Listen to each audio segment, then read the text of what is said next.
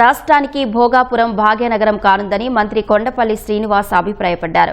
August 1న ప్రధాని మోదీ చేతుల మీదుగా ప్రారంభం కానున్న భోగాపురం విమానాశ్రయాన్ని నెల్లిమర్ల ఎమ్మెల్యే లోకం నాగమాధవి, మార్క్ఫెడ్ చైర్మన్ బంగారు రాజు, కలెక్టర్ రామ్ సుందర్ రెడ్డి, జిల్లా ఎస్పీ దామోదర్లతో కలిసి మంత్రి సందర్శించారు. అక్కడ పనుల పురోగతిని అధికారులను అడిగి తెలుసుకున్నారు. ప్రపంచంలోనే అద్భుత విమానాశ్రయాల్లో ఒకటిగా భోగాపురం ఖ్యాతి గడిస్తుందని విశ్వాసం వ్యక్తం చేశారు.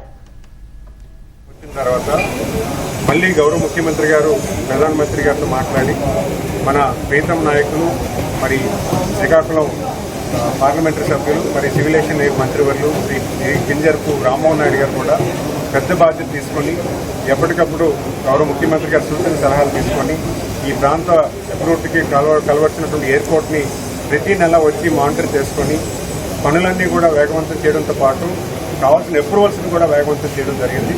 మరి ఆయన పర్యవేక్షణలో ఇక్కడ ఉన్నటువంటి జిఎంఆర్ గారు కూడా మన ప్రపంచం అంతా నాకు ఎయిర్పోర్ట్లు ఉన్నాయి, మరి నా సొంత ప్రాంతమైనటువంటి ఉత్తరాంధ్రలో కూడా సుందరమైనటువంటి ఎయిర్పోర్ట్ కావాలన్న ఆలోచనతో అతి సుందరంగా ఎయిర్పోర్ట్ నిర్మాణం చేయడం జరిగింది. మరి ఇక్కడ రైతులు చేసినటువంటి త్యాగాన్ని కూడా మనం మర్చిపోకుండా వాళ్ళను కూడా మేము గుర్తించుకుంటూ మరి రేపు జరగబోయే 1వ తారీఖున ఈ ఎయిర్పోర్ట్ ఇనాగ్రేషన్ అనేది చాలా వైభవంగా ఇక్కడ అరేంజ్ చేయడం జరుగుతుంది. దాని రివ్యూ కోసం ఇక్కడ రావడం జరిగింది.